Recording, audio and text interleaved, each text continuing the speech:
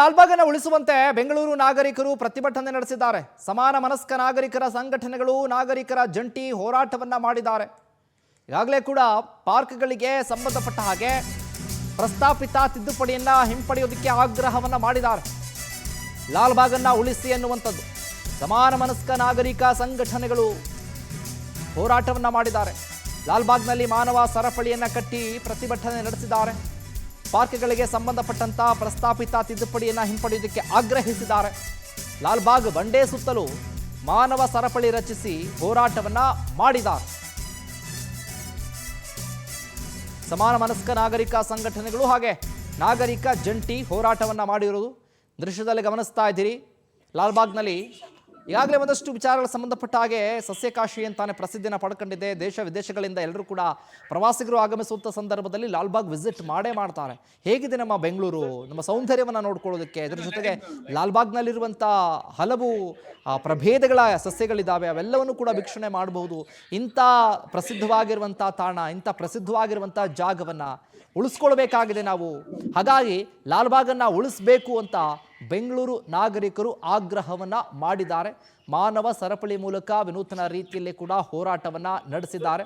ಎಸ್ಸಿನುದೇ ವಿಚಾರಕ್ಕೆ ಸಂಬಂಧಪಟ್ಟ ಹಾಗೆ ಹೆಚ್ಚಿನ ಅಪ್ಡೇಟ್ಸ್ ಅನ್ನ ಕೊಡ್ತಾರೆ ನಮ್ಮ ಪ್ರತಿನಿಧಿ ಶಶಿಧರ್. ಫೋನ್ ಸಂಪರ್ಕದಲ್ಲಿ ಜಾಯ್ನ್ ಆಗ್ತಿದ್ದಾರೆ.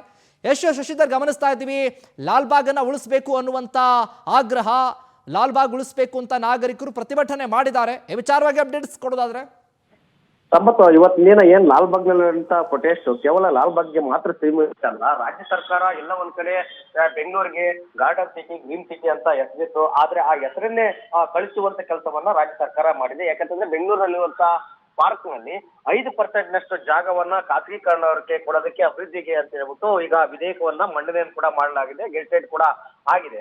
ಅದನ್ನ ವಿರೋಧಿಸಿ ಬೆಂಗಳೂರಿನ ಸಂಸದರಾದಂತ ತೇಜಸ್ವಿ ಸೂರ್ಯ ಅವರು ಕೂಡ ರಾಜ್ಯಪಾಲರಿಗೆ ದೂರನ್ನ ಕೊಟ್ಟು ರಾಜ್ಯ ಸರ್ಕಾರ ತೆಗೆದುಕೊಂಡ ತೀರ್ಮಾನವನ್ನ ವಾಪಸ್ ಪಡಿಬೇಕು ಅಂತ ಹೇಳ್ಬಿಟ್ಟು ಹೋರಾಟವನ್ನ ಮಾಡಿದ್ರು. ಅದಕ್ಕೆ ಒಂದಷ್ಟು ಜನ ಪರಿಸರವಾದಿಗಳು ಮತ್ತೆ ಪಾರ್ಕ್ ನಲ್ಲಿ ವಾಕಿಂಗ್ ಮಾಡುವಂತ ವಾಕಿಂಗ್ ಅಸೋಸಿಯೇಷನ್ ಮತ್ತೆ ನಾಗರಿಕರು ಎಲ್ಲರೂ ಕೂಡ ವಿರೋಧವನ್ನ ವ್ಯಕ್ತಪಡಿಸಿದ್ರು. ಯಾಕಂದ್ರೆ ಬೆಂಗಳೂರಲ್ಲಿ ಈಗಾಗಲೇ ಉಸಿರಾಡೋಕ್ ಕೂಡ ಸಮಸ್ಯೆ ಉಂಟಾಗ್ತದೆ. ಅಷ್ಟು ಮಟ್ಟಿಗೆ ಗಾಳಿ ಕೊರತೆ ಉಂಟಾಗ್ತದೆ. ಈಗಾಗಲೇ ಏನ್ ಮರ ಗಿಡಗಳು ಇಲ್ಲದೆ ಮಳೆ ಪ್ರಮಾಣ ಕೂಡ ಕಡಿಮೆ ಆಗಿದೆ. ಇಂಥ ಸಂದರ್ಭದಲ್ಲಿ ಪರಿಸರವನ್ನ ರಕ್ಷಣೆ ಮಾಡಬೇಕು. ಇರೋ ಪಾರ್ಕ್ಗಳನ್ನ ಅಭಿವೃದ್ಧಿ ಪಡಿಸೋದನ್ನ ಬಿಟ್ಟು ಅದರಲ್ಲಿ ಅಭಿವೃದ್ಧಿ ಹೆಸರಲ್ಲಿ ಬೇರೆ ಖಾಸಗೀಕರಣವನ್ನ ಮಾಡಕ್ ಹೋದ್ರೆ ಅವರು ಬೇರೆ ಪ್ರೈವೇಟೈಸೇಷನ್ ಮಾಡ್ಕೊಂಡು ಮುಂದಿನ ದಿನಗಳಲ್ಲಿ 25, 30, 40 ವರ್ಷಗಳಿಗೆ ಅಗ್ರಿಮೆಂಟ್ ಅನ್ನ ಮಾಡ್ಕೊಂಡು ಕಟ್ಟಡಗಳನ್ನ ಕಟ್ಕೊಂಡು ವ್ಯಾಪಾರೀಕರಣವನ್ನ ಮಾಡಿದ್ರೆ ಪರಿಸರವನ್ನ ಯಾವ ರೀತಿಯಾಗಿ ರಕ್ಷಣೆ ಮಾಡಕ್ಕಾಗುತ್ತೆ ಅಂತ ಹೇಳ್ಬಿಟ್ಟು ಪರಿಸರವಾದಿಗಳು ಮಾನವ ಸರಪಳಿಯನ್ನ ಕಟ್ಟಿ ಲಾಲ್ಬಾಗ್ನಲ್ಲಿ ಪ್ರತಿಭಟನೆಯನ್ನ ಮಾಡಿದರೆ. ಹೀಗಾಗಿ ಸರ್ಕಾರ ಇದೊಂದು ಗಂಭೀರವಾದಂತ ವಿಚಾರವಾಗಿರೋದ್ರಿಂದ ಇದರಲ್ಲಿ ರಾಜಕೀಯವನ್ನ ಬೆರೆಸದೆ ಒಂದು ಪರಿಸರವನ್ನ ಉಳಿಸುವಂತ ಕೆಲಸವನ್ನ ಮಾಡುತ್ತಾ, ಇಲ್ಲ ಅಂತಂದ್ರೆ ತಮ್ಮ ಮೊಂಡುತನವನ್ನ ಮುಂದುವರಿಸುತ್ತಾ ಅಂತ ಕಾನೂನು ಸಂಪತ್ತು.